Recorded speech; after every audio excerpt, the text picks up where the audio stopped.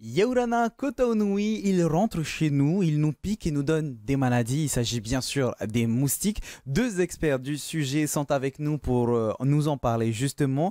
Hervé Bossin, responsable du laboratoire d'entomologie médicale de l'Institut Louis Malardé, spécialiste de l'étude et de la lutte des moustiques et de leur comportement en Polynésie. Yaurana. Yarana. Et de l'autre côté, nous avons Van Mae Kaolormo, directrice du laboratoire de recherche sur les infections émergentes de l'Institut Louis Malardé, qui nous éclairera finalement sur les maladies liées aux moustiques et les recherches menées pour les combattre. Yorana. Yorana. Ah, vous l'aurez compris, les moustiques, pourquoi est-ce qu'ils nous laissent des boutons? Existe-t-il des moyens de limiter leur impact à la fois pour notre confort et notre santé finalement?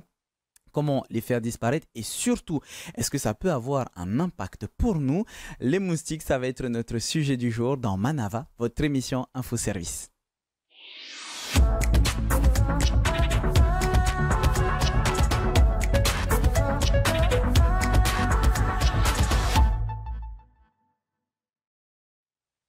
Chaque année, en Polynésie, les moustiques sont responsables de nombreuses maladies comme la dengue, le Zika et le chikungunya que vous connaissez certainement. Ces maladies peuvent être graves, parfois mortelles. Dans ce contexte, la recherche sur les moustiques et les méthodes de lutte sont plus que jamais cruciales. On parlera des études qui sont menées justement sur Tetiaroa et très bientôt sur Paea. Mais avant d'en arriver là, commençons avec Hervé. Il est important à souligner tout d'abord que les moustiques ne viennent pas de Tahiti, ils viennent d'ailleurs.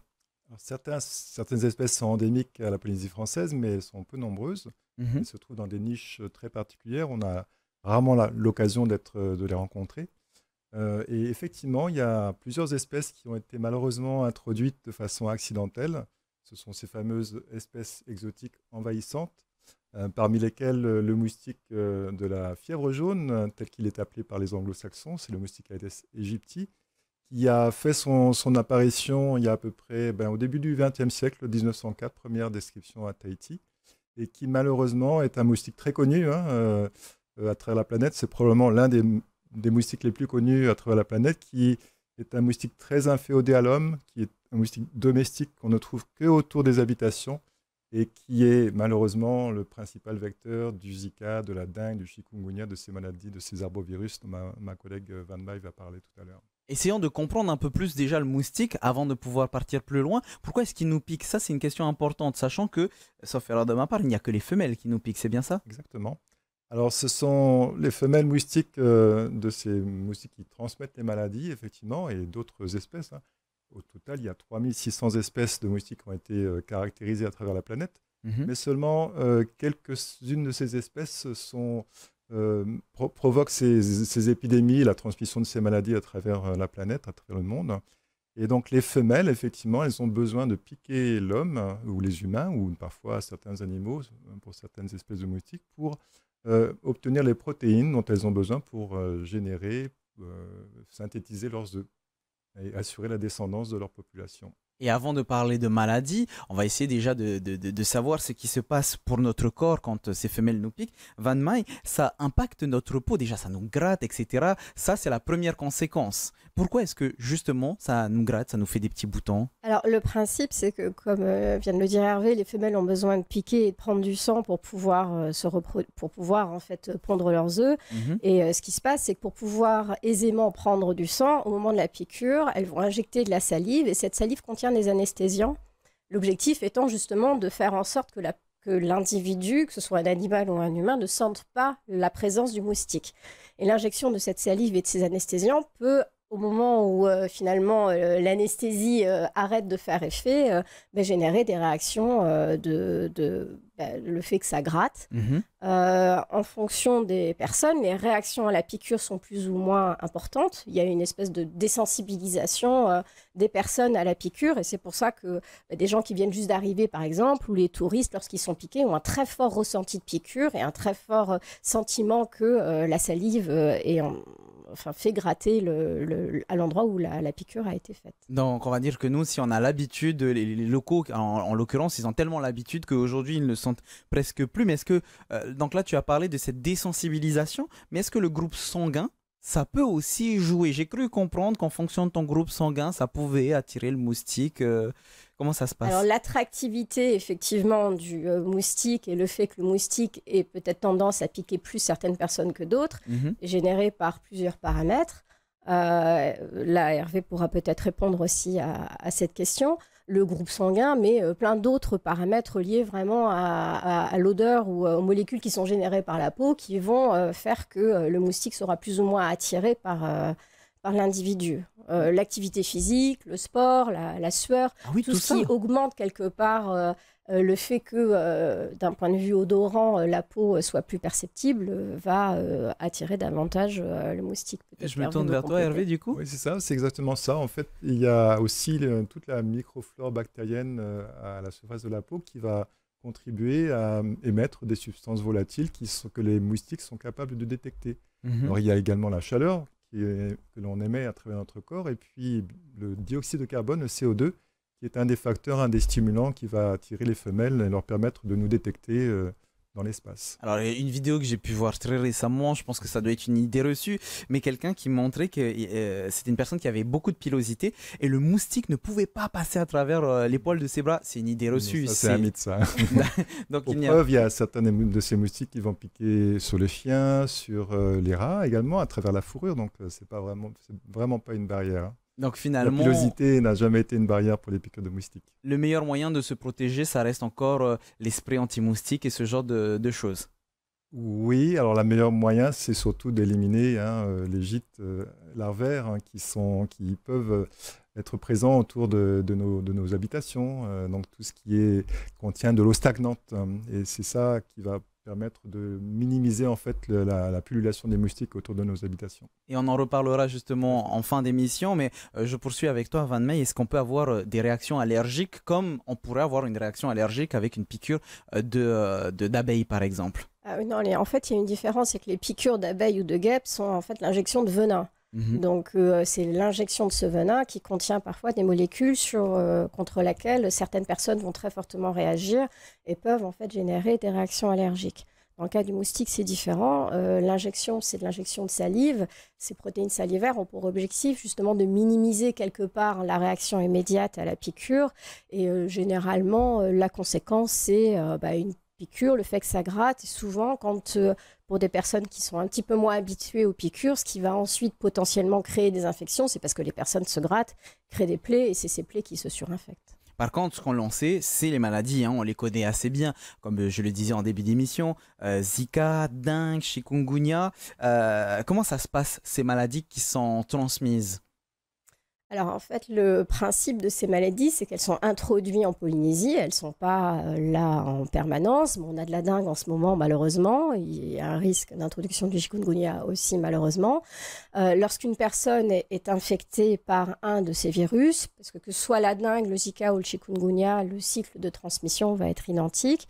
Une personne est infectée, elle génère de la fièvre, comme le disait Hervé, la chaleur va aussi attirer davantage les moustiques. Un moustique femelle va venir piquer une personne qui est en phase, ce qu'on appelle en phase aiguë de maladie, qui est malade. Au moment où le moustique va absorber le sang contient des particules virales. Et les petits virions, donc les virus qui sont contenus dans ce sang, vont être ingérés par le moustique et puis passer la barrière de l'estomac, aller dans différents espaces à l'intérieur du corps du moustique et à peu près au bout de 3 jours à 1 semaine, les virus vont se retrouver dans les glandes salivaires du moustique.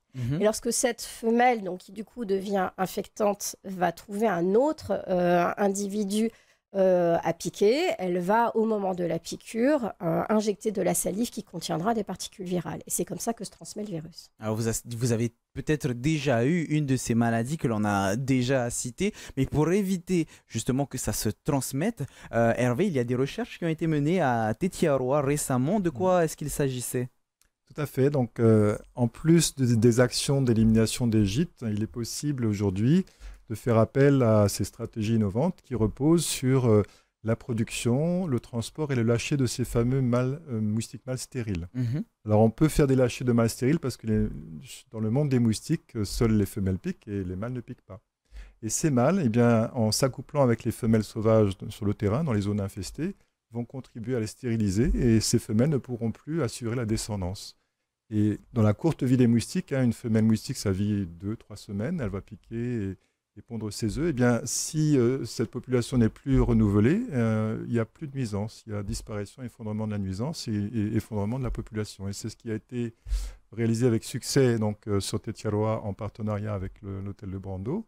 Et c'est la raison pour laquelle nous sommes prêts aujourd'hui à pouvoir offrir cette stratégie et la mettre en œuvre dans les communes, notamment de Tahiti, mais aussi d'autres îles, en commençant par la commune de Paia. Alors, avant de partir justement sur ces prochaines études, je suppose qu'il y a des résultats qui vont devoir être analysés pour pouvoir avoir justement un dossier complet sur ces résultats-là. Mais est-ce qu'on peut déjà parler d'une victoire, d'une réussite ou ça reste encore un petit peu, on doit encore attendre? On a déjà 10 ans de recul, parce que les premiers lâchers à Tetiaroa ont commencé en 2014. Et donc aujourd'hui, on sait que c'est une stratégie qui est tout à fait efficace, qui est aussi utilisée de plus en plus dans d'autres régions du monde, à Singapour, en Chine, aux États-Unis, à La Réunion, sur l'île de La Réunion, en France, et puis également en Espagne. En Suisse, aujourd'hui, il y a des lâchers de moustiques mâles stériles contre différentes espèces. Vous avez entendu parler de l'Aedes albopictus, le moustique tigre asiatique, qui fait des ravages en Europe. Et bien voilà, cette stratégie, elle commence à être de plus en plus utilisée à des échelles de plus en plus intéressantes en termes d'application à l'échelle de communes entières. Et puis nous, on envisage vraiment à l'échelle d'îles entières. Et justement, prochainement, il y aura cette étude qui sera mise en place du côté de Paia, donc si je ne me trompe pas en octobre, c'est bien ça, avec l'introduction de ces moustiques mâles stériles. C'est la continuité de Tetiaroa, comme tu viens de le dire? Tout à fait. Alors c'est une opération qui s'inscrit dans un programme régional qui est financé et cofinancé par le pays, par l'Organisation mondiale de la santé, par différents bailleurs de fonds, et qui va nous permettre de lancer en fait cette opération à une échelle plus intéressante, plus importante, pour le bénéfice de la population, puisque la population de Paia, qui est la commune dans laquelle notre laboratoire d'entomologie médicale est établi, c'est aussi la commune où le centre Innoventomo, cette usine de production de moustiques mâles stériles, a été établie. Donc, pour des raisons logistiques, on commence par Paia. Et ensuite, on pourra implémenter cette stratégie aux autres communes. Mais donc, l'objectif, c'est vraiment de pouvoir répondre aux attentes de la population en matière de bien-être et de santé publique. Et cette opération, elle vise exactement à évaluer l'efficacité opérationnelle pour la population de Tahiti de cette stratégie, cette technique que l'on appelle la technique de l'insecte stérile. Alors, tu nous parlais de 10 ans finalement de recul par rapport à Tetiaroa, qui est une autre échelle par rapport à Paia. Van May, il y a des appréhensions, des attentes sur ce genre d'études, justement dans la commune de Paia?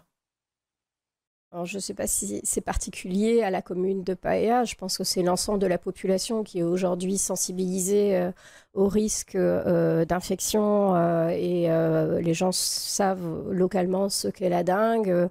Dans les informations, on a quand même, au cours des derniers mois, beaucoup parlé du chikungunya. Donc, la conscience du risque de survenue d'épidémie existe vraiment au sein de la population. Ça fait quand même plusieurs années que l'Institut mène aussi des études et accompagne aussi le pays dans ses actions de lutte contre la transmission de ces maladies. Donc une appréhension directe sur les programmes mis en place, je ne crois pas, plus des questions, je pense, sur le fait de savoir est-ce que ça va être efficace rapidement, est-ce qu'on va voir vite un effet, est-ce que c'est quelque chose de nouveau, quelque chose qui existe déjà. Donc il y a quand même de la part de l'ILM la preuve qu'un certain nombre de programmes ont porté leurs fruits. Les actions de lutte antivectorielle innovante sont aussi menées dans d'autres pays de la région. Et je crois qu'il est important que la Polynésie garde un petit peu cette avance qu'elle a prise sur ces méthodes, aussi parce qu'on a la capacité en Polynésie d'apporter aussi des indicateurs pour savoir si c'est efficace ou pas. Je pense que c'est important à rappeler, que ce soit pour les méthodes de lutte ou même pour le suivi des épidémies. On a en Polynésie française des systèmes qui nous permettent d'avoir des idées très précises de comment se déroulent les épidémies, quelle est la proportion de personnes infectées, aussi au travers de toutes les études qu'on mène auprès de la population après coup pour savoir quel est le taux d'anticorps chez les personnes et combien de personnes ont réellement été infectées. Tout ça, c'est important parce que ça permet de savoir si on met en place quelque chose, est-ce que c'est efficace ou pas. Et ça, c'est vraiment possible à partir du moment où on a de bonnes informations, et c'est le cas de la Polynésie. avoir des bonnes informations. Est-ce que ça peut être le cas de Paea et de ses habitants, de sa population? Est-ce que Hervé, ils pourront vous aider ou participer d'une manière ou d'une autre? Absolument. Ce programme et cette opération, elle relève de la co-construction. Il y aura vraiment des actions avec les différents partenaires, la direction de la santé, la commune de Paia, la mairie de Paia et également les participants, les personnes qui seront intéressées et qui seront impliquées dans cette opération. Donc on va partir de ce qu'on appelle les actions communautaires, où tout un chacun sera informé et pourra à son tour contribuer en fait à la réduction, à l'élimination des gîtes qui sont souvent présents autour de nos habitations, et ce qui permettra de faciliter l'impact des fameux mâles stériles qui seront lâchés par la suite.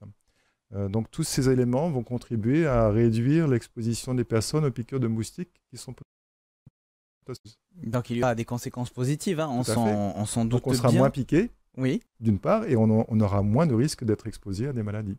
Est-ce que dans ce sens, est-ce que c'est dans ce sens justement que vous mettez des études, puisque récemment, Van Meij, je me tourne vers toi, il y a eu une épidémie de chikungunya à La Réunion qui a eu des conséquences assez graves.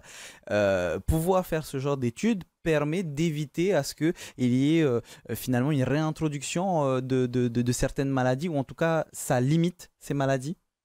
L'objectif de la lutte antivectorielle et les technologies qui sont utilisées là dans le cadre du programme qui va être lancé sur Paea, comme Hervé vient de l'exposer, c'est ce qui a été utilisé en tout cas en première ligne, si je prends l'exemple de l'Europe, lorsque le risque chikungunya est arrivé comme étant quelque chose de complètement nouveau en Europe. Et Hervé me corrigera, mais l'Italie, par exemple, a été un des premiers pays à mettre en place cette stratégie pour essayer de limiter le risque de transmission. Donc la lutte antivectorielle, c'est vraiment la première ligne en fait de défense et de lutte contre l'arrivée pour le démarrage des épidémies. Ouais. Sachant que la première ligne de défense par rapport finalement aux épidémies qui peuvent y avoir à l'extérieur, ça se passe directement dès l'aéroport, Hervé? Oui, alors la surveillance au niveau des ports et des aéroports est importante. Et c'est notamment une problématique qui est importante vis-à-vis de l'introduction d'espèces nouvelles. Le moustique tigre asiatique est aux portes de la Polynésie. On en entend parler en Europe, mais il déferle sur le Pacifique, dans les îles du Pacifique, et il est présent dans des régions nouvelles, Fidji, le Samoa. Aujourd'hui, il est aux portes de la Polynésie et le risque, c'est qu'il s'introduise à travers le transport des marchandises. C'est vraiment le transport maritime qui peut être le principal point d'entrée. Et donc, il est important de faire cette surveillance au niveau des frontières, au niveau de l'aéroport, bien entendu, et du port. Et donc, pour cela, on a des outils, des dispositifs, des pièges qui permettent d'avoir un réseau de surveillance, de détecter l'arrivée de ces espèces à Tahiti et dans les autres îles. Une question qui revient souvent quand on parle de moustiques, c'est est-ce que les moustiques peuvent être éradiqués? Est-ce que ça n'aura pas des conséquences sur la biodiversité locale, comme les oiseaux, par exemple, qui peuvent se nourrir de moustiques, Hervé? Alors, je disais en préambule, beaucoup de ces espèces sont des espèces qui ont été malheureusement introduites par l'homme accidentellement. Et donc, elles impactent non seulement la santé et le bien-être des populations, mais également, elles impactent la conservation et la préservation de certaines espèces d'oiseaux endémiques de la Polynésie qui sont aujourd'hui en risque d'extinction. Je veux par exemple parler du monarque de Fatouiva. C'est un moustique aujourd'hui qui est sous la menace des rats, des chats qui sont retournés à l'état sauvage. Tu as dit c'est un moustique, oui, c'est un oiseau. Le monarque de Fatouiva est un oiseau qui est aujourd'hui sous la menace des rats, des chats qui sont retournés à l'état sauvage et malheureusement des piqûres d'un moustique nocturne qui s'appelle le culex qui transmet le paludisme aviaire. Il y a du paludisme aviaire en Polynésie française qui circule et qui impacte la survie et l'existence même de cette espèce d'oiseau endémique. Donc, in fine, Van Meij, si la Polynésie un jour venait à éradiquer ces moustiques, ça aurait un impact plutôt positif, que ce soit sur la santé publique, sur l'environnement en général? Alors, l'éradication complète en fait, d'une espèce et de vecteurs, c'est quelque chose qui est difficile à atteindre.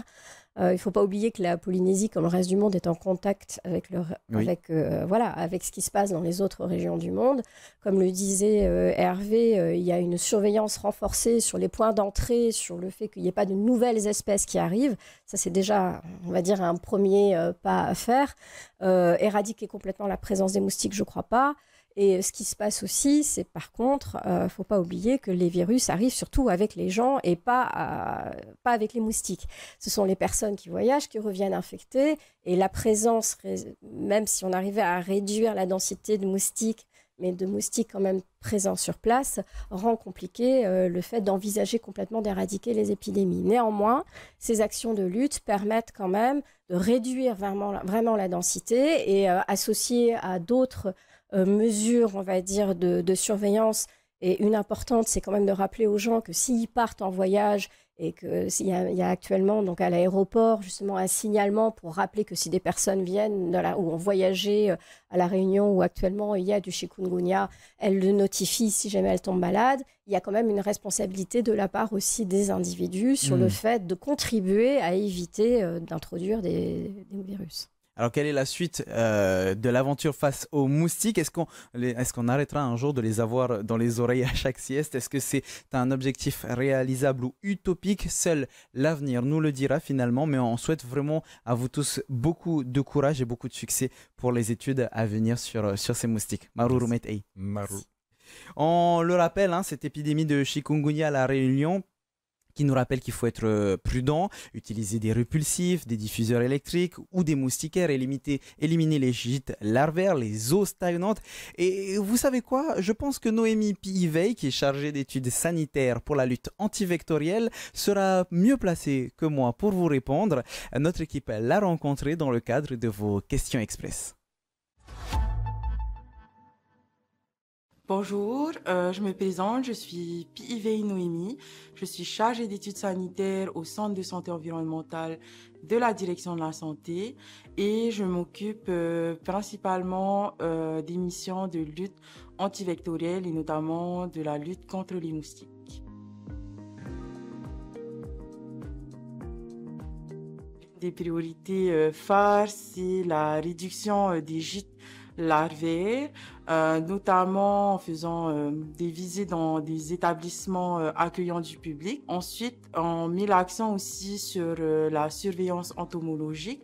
Donc, ça se déploie par des pièges à moustiques disposés aux portes d'entrée du pays et qui a pour but de détecter le plus rapidement possible une introduction de nouvelles espèces de moustiques et qui peut apporter de nouvelles maladies.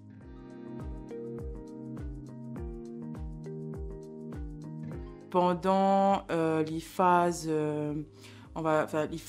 épidémiques où il y a une circulation active d'un virus, comme maintenant avec la dengue. Donc, le centre de santé va plus se renforcer ses actions de proximité, notamment les campagnes de sensibilisation en faisant du porte-à-porte dans les habitations autour des foyers contaminés. Donc, il y a un renforcement aussi de tout le volet communication avec la diffusion via différentes plateformes de messages simples et efficaces. Premièrement, ça va être l'élimination des gîtes à moustiques. Donc, vider, éliminer ou recouvrir tout récipient qui peut contenir de l'eau. Car l'eau stagnante, c'est le lieu de développement des larves de moustiques qui ensuite favorise la propagation des moustiques. Il est important aussi de se protéger contre les piqûres de moustiques car c'est à ce moment que le virus va s'injecter dans le corps humain. Donc il est important de se protéger notamment en utilisant des répulsifs cutanés. Mais aussi des moustiquaires ou bien des diffuseurs électriques pour éviter ces piqûres. De retour sur notre plateau avec nos invités, on va vous donner 2 sites bien complets justement sur le sujet et on commence. Avec le site de la direction de la santé, il est simple, www.service-public.pf/dsp pour direction de la santé publique. Vous y trouverez des infos et une FAQ avec plusieurs questions pertinentes. Comment les moustiques transmettent les maladies, on en a parlé dans cette émission, comment se protéger contre les moustiques ou encore qui doit s'occuper des moustiques chez moi et qui contacter si j'ai des moustiques chez moi. Le deuxième site, le site de l'Institut Louis Malardé, www.ilm.pf. Vous trouverez certainement énormément de réponses à toutes les questions que vous avez avec un léger aspect un peu plus scientifique et c'est normal, comme par exemple le nom des espèces qui sont présentes au Fénois. J'en cite une juste pour frimer. Aedes aegypti, non on en a parlé déjà tout à l'heure. Bon, Aedes polynesiensis, j'espère que je l'ai bien dit. Bref, le complet, ça sera sur ce site internet. Merci encore à vous deux d'être intervenus, Van Mai et Hervé, sur notre plateau aujourd'hui. Merci beaucoup. Merci. Merci aussi à vous de nous rester fidèles. On se retrouve très bientôt pour une nouvelle émission. En attendant, très bonne soirée et bon appétit si vous êtes à table. Sur TNTV à 18h, il y aura votre journal, comme vous le savez. Maururu itotato faririr a trahoma parhen.